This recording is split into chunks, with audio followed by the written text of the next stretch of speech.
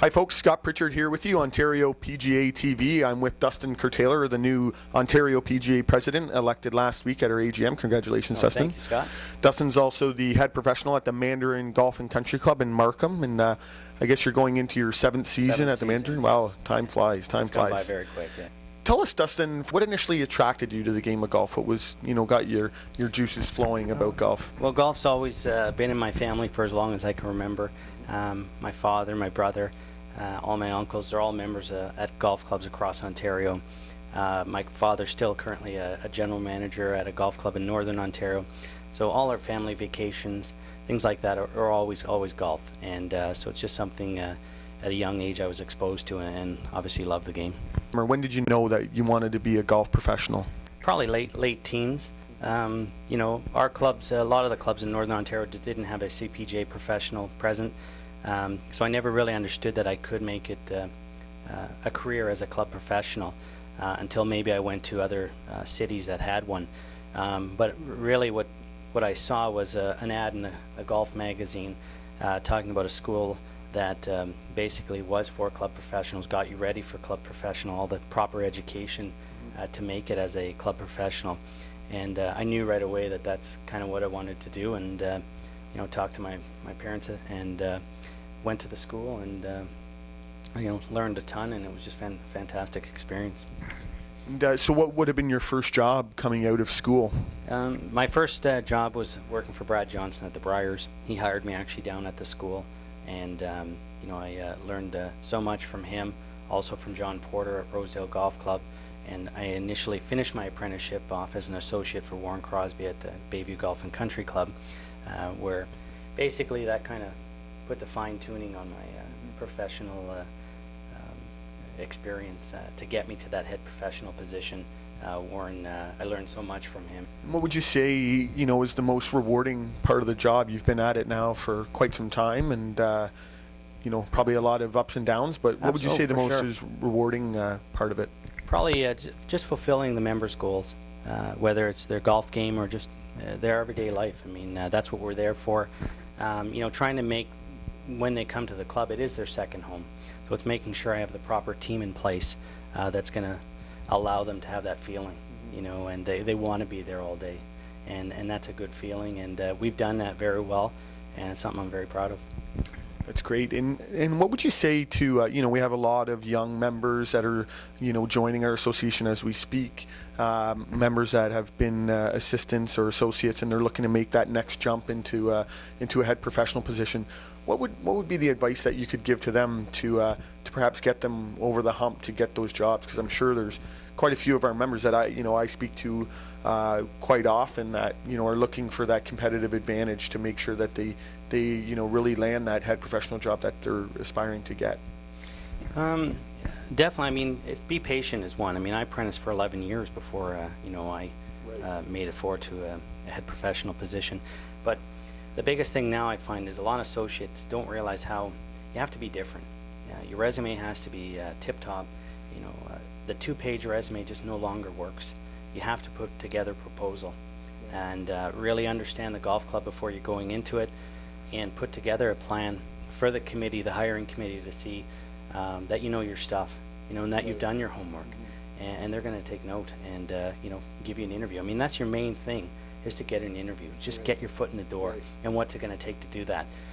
Obviously, that resume or that proposal's got to have all the stuff you've done. So, taking part in all the educational initiatives that you can is going to really, really help. It's going to look that you're, really motivated, and that's what they want. They want a go-getter.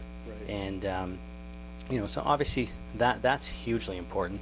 Image, all that types of thing. But that proposal to me is the biggest thing that's overlooked. It's just like with us, and I think the same thing goes for assistant professionals. Looking for other assistant professional positions. Same thing. Every resume that comes across my desk, they all look the same. Nobody. There's obviously the ones that stand out. I'm not saying it's just. So many of them concentrate on the same things that really we don't even look at. And I'd rather see that they did their homework, even for an assistant job, and learned a lot from our club, and have put together a little proposal also as what they're going to do even as an assistant professional. Now, You've been on the board now since 2004. Yes, 2005. Sorry, 2005, and you think that helped you in terms of, or is helping you with your resume in terms of being involved? And absolutely. I mean, it's just again, it's about being motivated, and for me, it's giving back.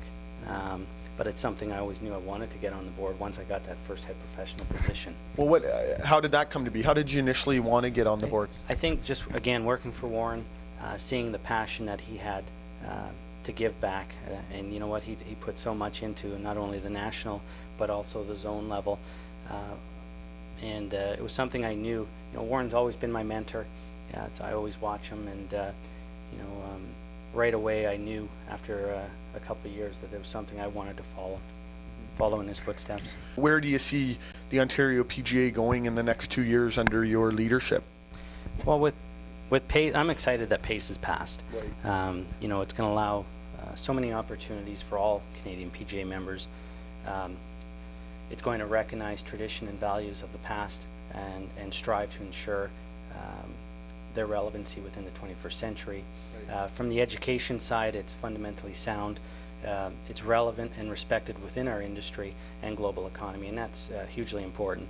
And it's going to allow us to do a lot of educational initiatives for our members. Right. Now that there's so many areas that we can look at for education. So, and again, in the end, PACE is going to really support all the members in living a better life and earning a better living, and that's exciting for me. For sure.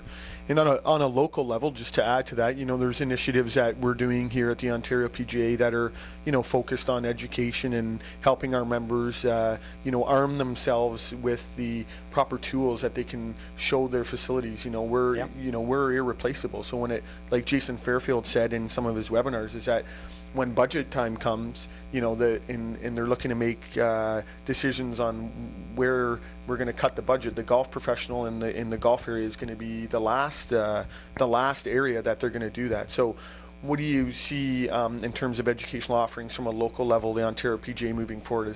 That's obviously something the boards feel strongly about. That's great. Those educational plans we're doing right now, like with Encore Solutions, I mean, I think more people should be taking part in those. For sure. Even if they don't, you think your club, no, it's not really for us. And I know probably a lot of people think that way, whether they're private or public. You know what, even I've attended all three of them, and not everything is for me. Right. But I know definitely from all three that I've walked away with a couple points that I really found very interesting.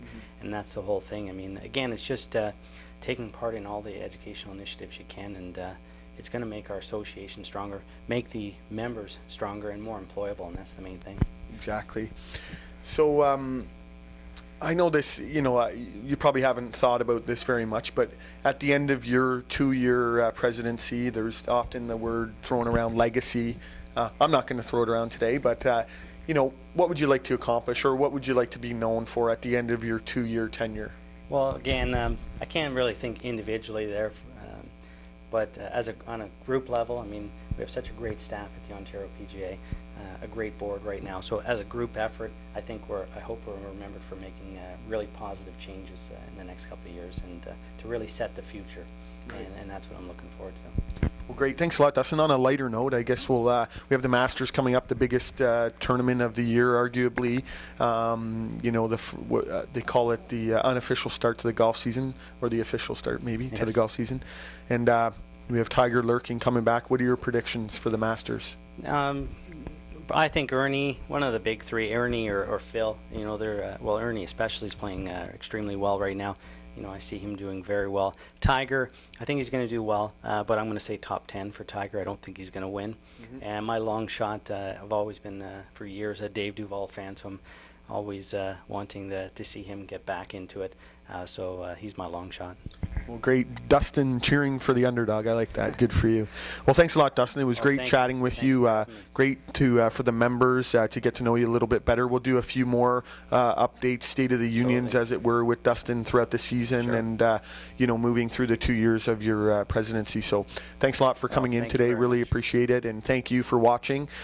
Stay tuned to Ontario PGA TV throughout the year. We'll be doing profiles with members, interviews at tournaments, golf tips from golf professionals, professionals, and we're really looking forward to having you watch. So thank you very much, and we'll see you next time on Ontario PGA TV.